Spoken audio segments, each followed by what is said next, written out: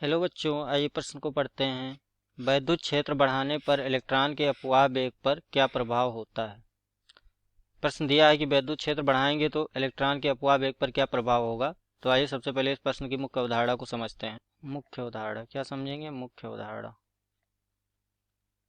सबसे पहले प्रश्न की मुख्य अवधारणा को समझ लेते हैं। हमारा यह प्रश्न किस पर आधारित है? वैद्युत चालन।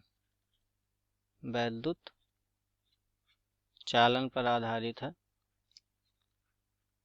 यदि किसी चालक में मान लीजिए धारा प्रवाहित हो रही है तो उसमें क्या होगा, वैद्युत क्षेत्र और इलेक्ट्रॉन उसमें गति करेंगे तो उनमें अपवाह वेग आएगा। तो वैद्युत क्षेत्र अगर हम बढ़ाएंगे चालक की तो क्या होगा इलेक्ट्रॉन के अपवाह वेग पर। तो आइए प्रश्न को हल करते हैं। चलिए मानते हैं ये एक हमारा चालक है। चालक है जिसकी लंबाई को हम क्या मान लेते हैं? L मान लेते हैं। इसमें बहुत सारे इलेक्ट्रॉन हैं। बहुत सारे इलेक्ट्रॉन हैं। इलेक्ट्रॉनों की संख्या को n मान लेते हैं और ये क्या है, उसका अनुप्रस्थ काट है। इस अनुप्रस्थ काट का क्षेत्रफल कितना है? a है। तो इस अनुप्रस्थ काट का क्षेत्रफल ये मान लेते हैं और इससे क्या, इसके दोनों सिरों को हम एक सेल या बैटरी से जोड़ देते हैं जिसका विभव दिया है b। विद्युत वाहक बल भी इसको कहते हैं। और जैसे हम विभव से जोड़ेंगे तो क्या हो जाएगा, इस चालक में क्या आ जाएगी? वैद्युत क्षेत्र आ जाएगी। तो वैद्युत क्षेत्र आ गए इस चालक में। तो आइए इस प्रश्न को समझते हैं। जैसे हमने इसको बैटरी से जोड़ा तो क्या होगा, इलेक्ट्रॉन इसमें गति करेंगे। इलेक्ट्रॉन जब गति करते हैं तो धारा उत्पन्न होती है। तो यहाँ पे आइए सबसे पहले इन शब्दों को लिख लेते हैं कि ये क्या है। L है यहाँ पे चालक की लंबाई। चालक की लंबाई और हमारा जो E है वो क्या है, एक इलेक्ट्रॉन पर आवेश। एक इलेक्ट्रॉन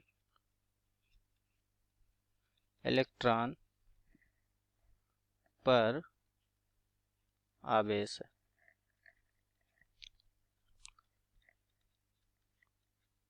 और जब जैसे ही विभव लगाएंगे तो क्या होगा, विद्युत क्षेत्र आएगा। विद्युत क्षेत्र की वजह से बल लगेगा इनमें।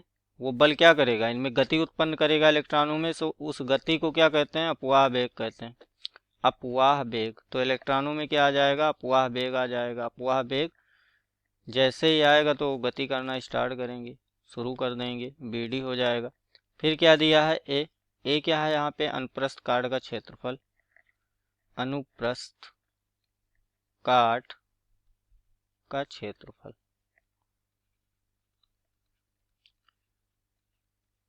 मान लेते हैं कि n क्या है, परत एकांक में, परत एकांक आयतन में इलेक्ट्रॉनों की संख्या है। तो ये क्या है, इलेक्ट्रॉनों की संख्या। इलेक्ट्रॉनों की संख्या।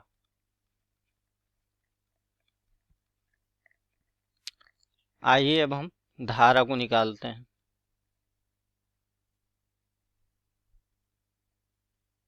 हम जानते हैं धारा बराबर क्या होता है, I बराबर होता है n इलेक्ट्रॉनों की संख्या, एक इलेक्ट्रॉन पर आवेश, अनुप्रस्थ काट का क्षेत्रफल और BD इसके बराबर होता है।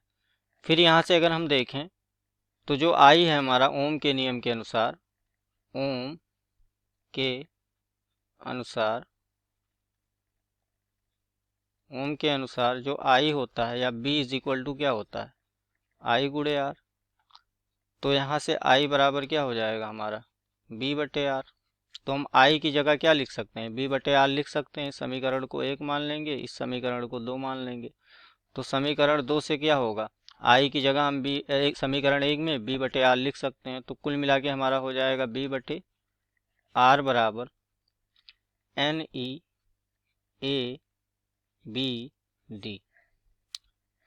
चलिए इसको और आगे हल करते हैं। तो हमारा क्या हो जाएगा, जो BD होगा वो हो जाएगा B बटे NeA गुणे में R हो जाएगा। अब हम जानते हैं कि वैद्युत क्षेत्र और विभव में क्या संबंध होता है। हम जानते हैं कि B बराबर क्या होता है, विद्युत वाहक बल गुणे चालक की लंबाई। तो B की जगह हम क्या लिख सकते हैं, B की जगह हम इस मान को रख सकते हैं। तो आइए बी की जगह रखते हैं, तो हमें क्या मिलेगा, बी डी बराबर मिल जाएगा ई गुणे एल बटे एन ई ए आर। यहाँ से हम देख सकते हैं कि जो बी डी हमारा है वो सीधे अनुक्रमानुपाती है किसके, विद्युत क्षेत्र के। तो विभव बराबर यहाँ से हमने निकाल लिया ई गुणे ई का क्या है, यहाँ विद्युत क्षेत्र की तीव्रता है, और विद्युत क्षेत्र के सीधे अनुक्रमानुपाती है। अगर मतलब हम विद्युत क्षेत्र को बढ़ाएंगे तो इलेक्ट्रॉन के अपवाह वेग भी क्या होगा, अगर हम ई को बढ़ा रहे हैं, ई मतलब विद्युत क्षेत्र को, तो हमारा बी डी भी क्या होगा, बढ़ेगा। अतः दिए गए प्रश्न का उत्तर आपको समझ में आया होगा। धन्यवाद।